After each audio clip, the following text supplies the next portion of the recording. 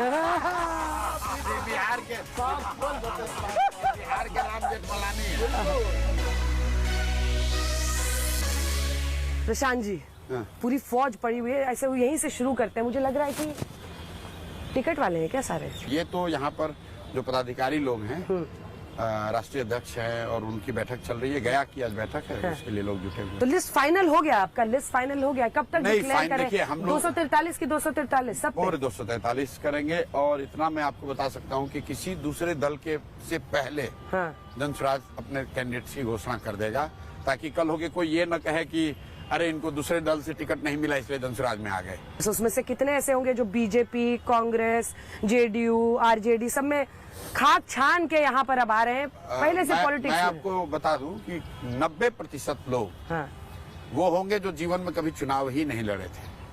90%? 90% मतलब आप मानकर चलिए कि करीब करीब 200 से ज्यादा लोग ऐसे होंगे जिन्होंने कभी किसी दल से चुनाव नहीं लड़ा है, और उसमें भी बहुतायत ऐसे होंगे जो किसी दल से राजनीति भी न किए हों।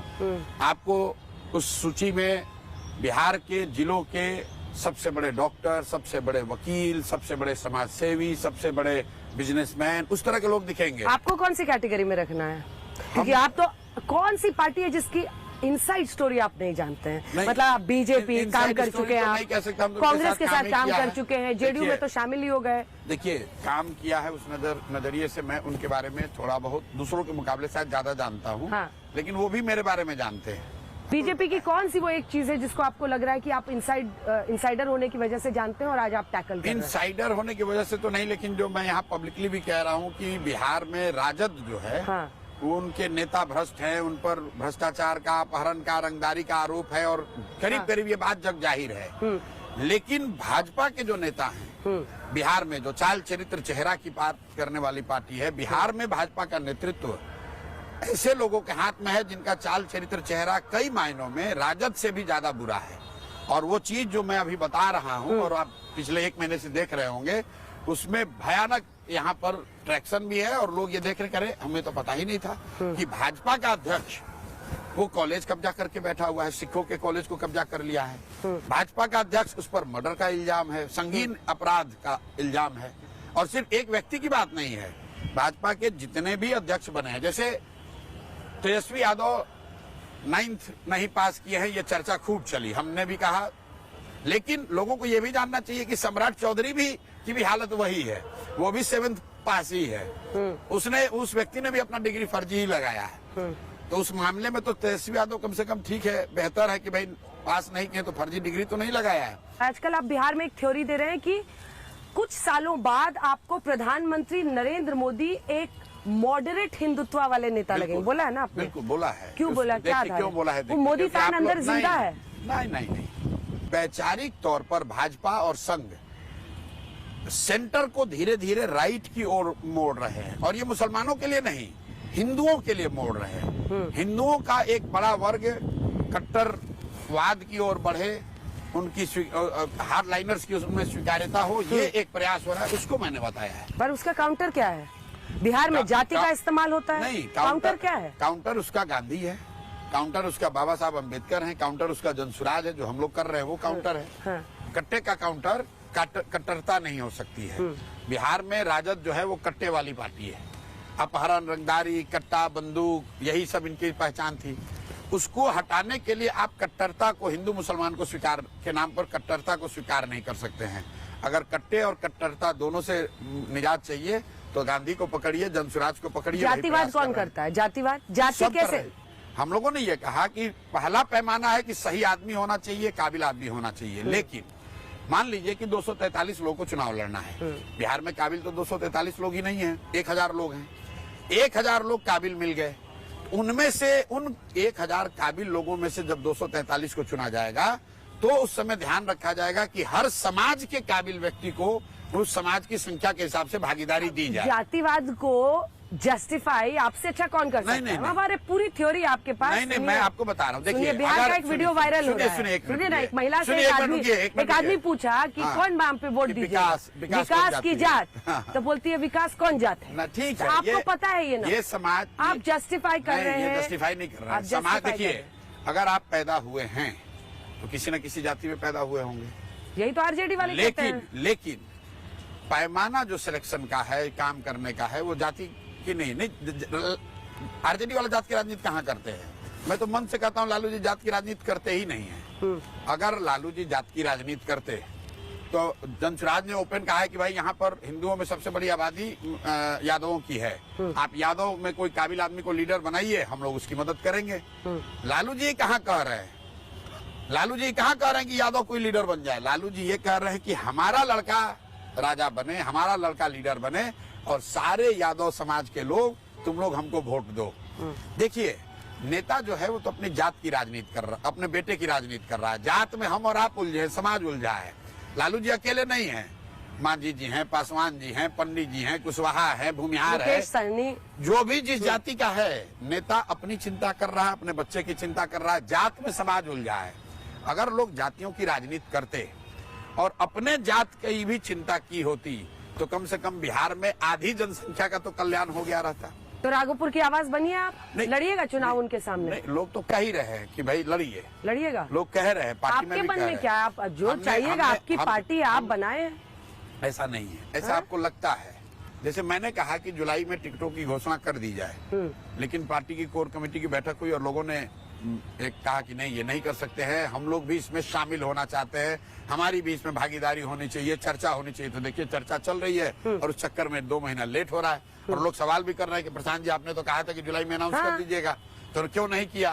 तो इसलिए कि पार्टी में और भी वॉइस है, सबको साथ लेकर किचकिच चल रहा है, सबको लग रहा होगा हमको टिकट दीजिए, हमको टिकट दीजिए। बिल्कुल नहीं, देखिए, एक बड़ा वॉइस और चेहरा मेरा जनसुराज में है, मैं उससे इनकार नहीं कर रहा हूँ, लेकिन मैं एकमात्र चेहरा नहीं हूँ। और दूसरी बात, आज के दौर में आपको ऐसा लग रहा है कि जनसुराज मतलब प्रशांत किशोर, प्रशांत किशोर मतलब जनसुराज, लेकिन ये ऐसा इसलिए है कि अभी ये शुरुआती दौर है।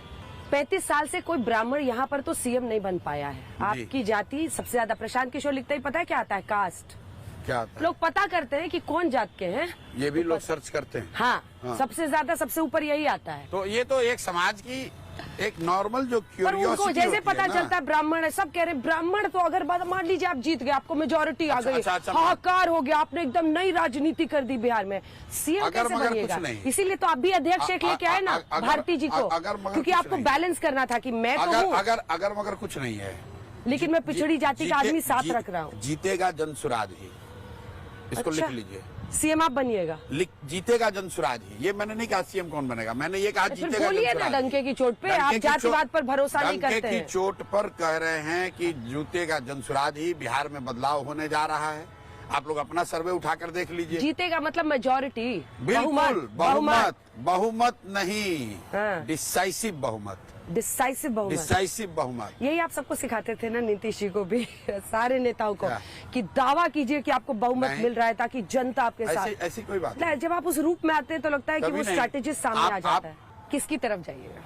मान लीजिए आपका आ गया 60-70, आप किंग मेकर की भूमिका में आ गए कि अब एक तो वो होगा नहीं, लेकिन मान लीजिए 60-70 आ गया, वैचारिक रूप से मैं बता रहा हूँ, तो प्रशांत किशोर उसी दिन ये कहेंगे कि भाई जिसको जहां जाना है चले जाओ, जनसुराज फिर से 0 से शुरू करेगा, प्रशांत किशोर फर्श पे ही मरेंगे।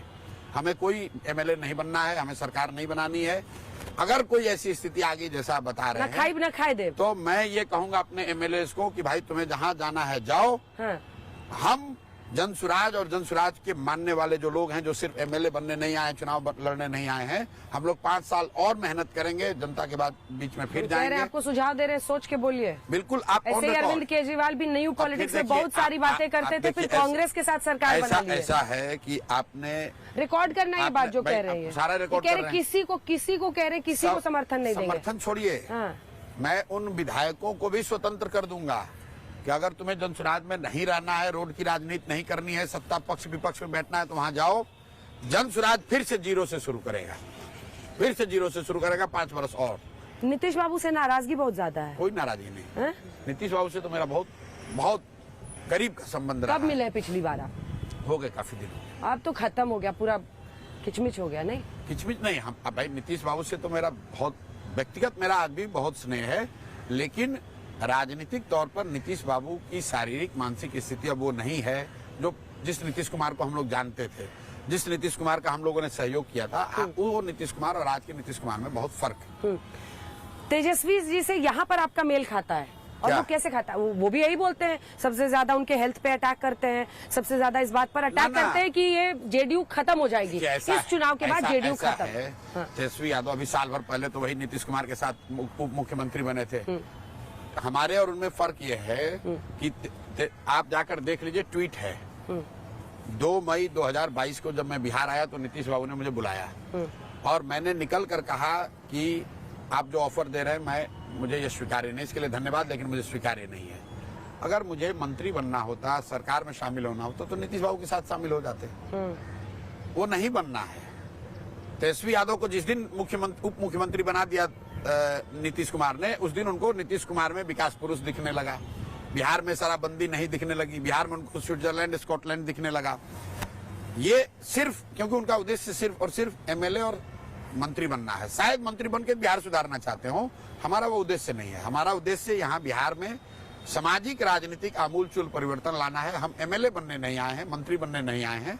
और क्योंकि अगर हमको मंत्री बनना, सीएम बनने आए हैं, नहीं, वो कोई इच्छा नहीं ऐसी। अगर ऐसा होता तो हम लोग तो भाई, हम तो अभी चुनाव जीतेंगे, हारेंगे, ये बात अब होगी।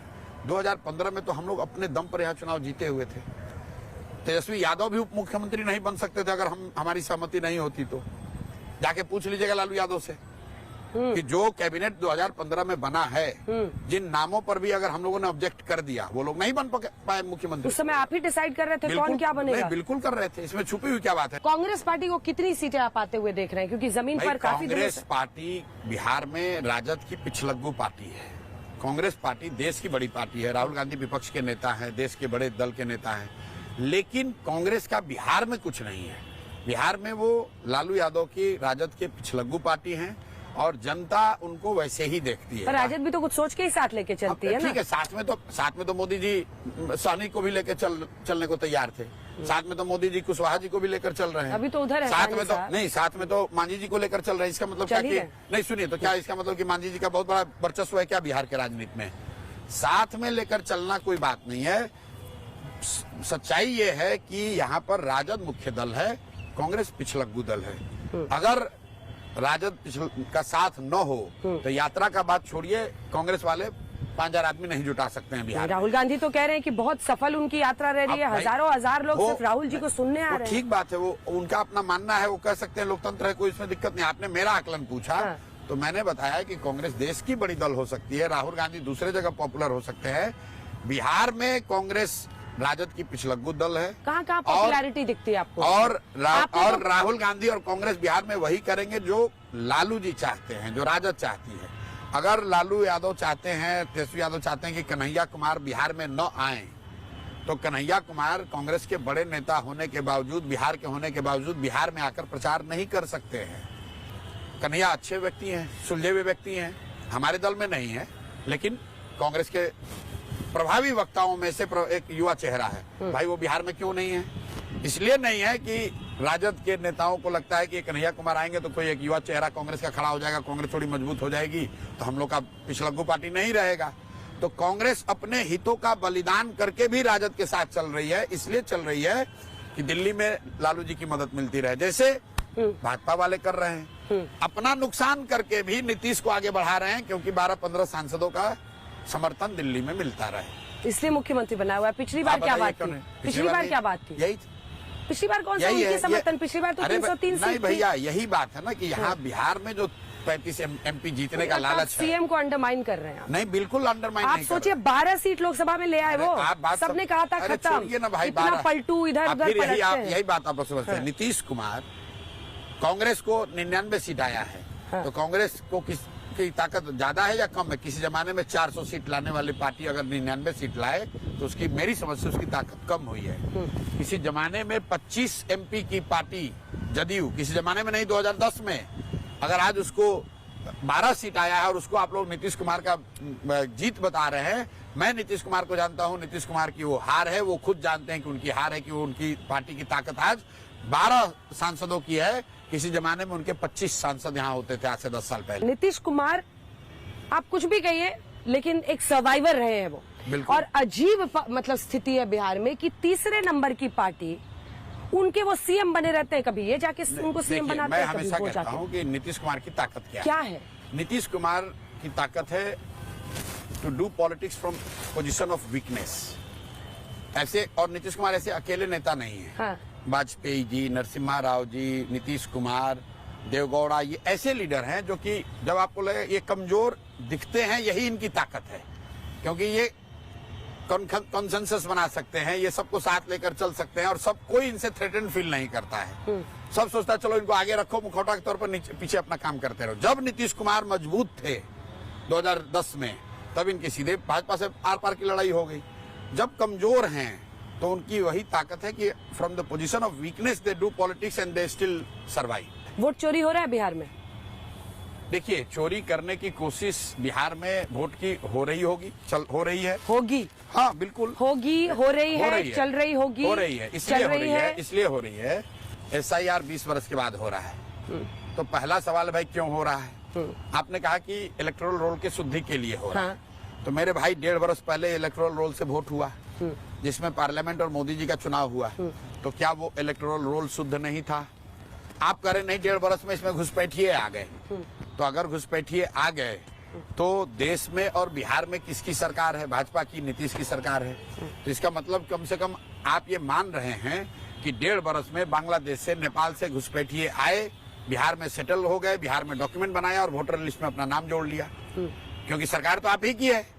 तो दोनों ओर तो आप बात नहीं कर सकते हैं। या तो आप कह रहे हैं कि जो पीछे इलेक्टोरल रोल था वो सही नहीं है, और अगर वो सही नहीं है इसके लिए सुधार कर रहे हो। इसमें 2 हिस्से हैं, एक तो घुसपैठियों वाला है, दूसरा है कई लोग मृत्यु हो जाती है लेकिन उनका नाम नहीं कटता है। कई लोग दूसरी जगह जाते हैं, पहला वोटर कार्ड सबमिट करने की प्रथा ही नहीं इंडिया में। डेथ वाली जो बात है या 2 जगहों पर डेथ वाली जो बात सुनिए, ये एक तो एडमिनिस्ट्रेटिव इनएफिशिएंसी है। हाँ।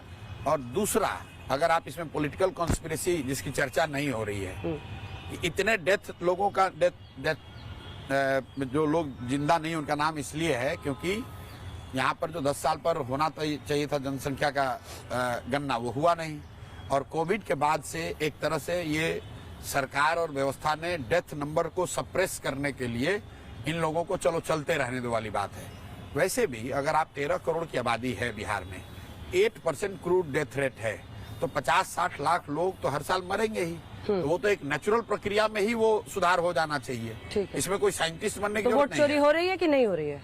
वोट चोरी करने का प्रयास हो रहा है। सत्ता में जो लोग रहते हैं वो कोशिश करते हैं कि जो ये शुद्धिकरण का प्रयास है। सारे BLOs को लोग जमीन पे मैनिपुलेट कर रहे हैं। BLO नहीं करता है ना भाई, ये तो सरकारी व्यवस्था है। देखिए BLA सब कहाँ है? पार्टियों वाले जो पूरा प्रयास है, हाँ। वो तो यही शुद्धिकरण के नाम पर किया जा रहा है। लेकिन आपको मालूम है कि जो प्रवासी मजदूर आएगा हमारे खिलाफ वोट देगा तो उसको काट दो, ये मुसलमान है ये हमारे खिलाफ वोट देगा तो इसका नाम काट दो। तो इसलिए मैं कह रहा हूँ कि वोट सरकार और व्यवस्था, इलेक्शन कमीशन मिलके काट रहा है। अच्छा है, अच्छा खराब की बात नहीं है, आप होना चाहिए ना ऐसा हो। अरे भाई इतनी त्रुटियां हैं, कोई बात सुन लीजिए। बात देखिए, घुसपैठिए हैं सीमांचल के इलाकों में, जो ये बांग्लादेश से आप पश्चिम बंगाल के 3 मालदा, उत्तरी और दक्षिणी दिनाजपुर, वहां पर भी आप देखिएगा उत्तर दिनाजपुर, नॉर्थ दिनाजपुर, मालदा, और वहां से आते हुए सीमांचल के चारों जिले, जहां पर मतलब किशनगंज में तो 68% के आसपास मुस्लिम पॉपुलेशन है। जी, वो आज थोड़ी घुसपैठिए हैं। नहीं, आज नहीं हुआ, वो तो लंबे मसले से है। हाँ। तो भाई जहाँ मुस्लिम आबादी है वहाँ रहेगी। PM ने घुसपैठिए का मुद्दा उठाया। अरे भाई PM दोनों बात PM नहीं उठा सकते हैं। एक और कह रहे हैं कि हमने भारत को सुरक्षित कर दिया, मैं यहाँ का सबसे स्ट्रॉन्ग प्रधानमंत्री हूँ, देश की सीमाएं सुरक्षित हैं, अमित शाह जी नए वल्लभ भाई पटेल हैं, और दूसरी ओर कह रहे हैं कि घुसपैठिए आकर किशनगंज में रहने लगे। दोनों बात कैसे हो सकती है भैया, ये बता लो। आप पहले ये बता दो कह क्या रहे हैं, कि वो नए वल्लभ भाई पटेल है और कि ऐसे गृह मंत्री है जो कि घुसपैठियों को बिहार में किशनगंज में आने से रोक नहीं पा रहे हैं। गृह मंत्री जी से आपका रहता है अंदर से? नहीं, अरे आप प्रधानमंत्री से पूछ रहे हैं भाई। प्रधानमंत्री आप, गृह मंत्री आप, बिहार में सरकार आपकी, गृह मंत्री की जिम्मेवारी है ना राष्ट्रीय सुरक्षा। लेके सॉफ्ट रहते हैं। अरे सॉफ्ट की बात ही नहीं है। चिराग जी ही रास्ता बनेंगे मुझे लगता है NDA में, अगर जाना होगा आपको बाद में। किसको? बाद में प्रशांत किशोर को NDA ले लेगा? नहीं, इतना NDA का दम है बिहार में। हम आप अलग-अलग देखिएगा, नवंबर में आइएगा, हाँ। तो आपको पता चलेगा कि कहाँ है एनडीए और कहाँ है जनसुराज प्रशांत किशोर। पर आपका मुकाबला किससे देखिए एनडीए से होगा। हाँ, एनडीए से सीधा मुकाबला NDA versus Tejashwi Yadav RJD तीसरे नंबर पे रहेंगे। तीसरे नंबर पे बिल्कुल जो क्लियर, अभी सबसे ताकतवर है। लिख लो भाई, सबसे ताकतवर कौन कह रहा है ताकतवर है? प्रशांत किशोर जी आप आए, आपने तमाम सवालों के जवाब दिए, बहुत बहुत Thank you. धन्यवाद आपका। अब बिहार के लिए कुछ कीजिए। अब देखिए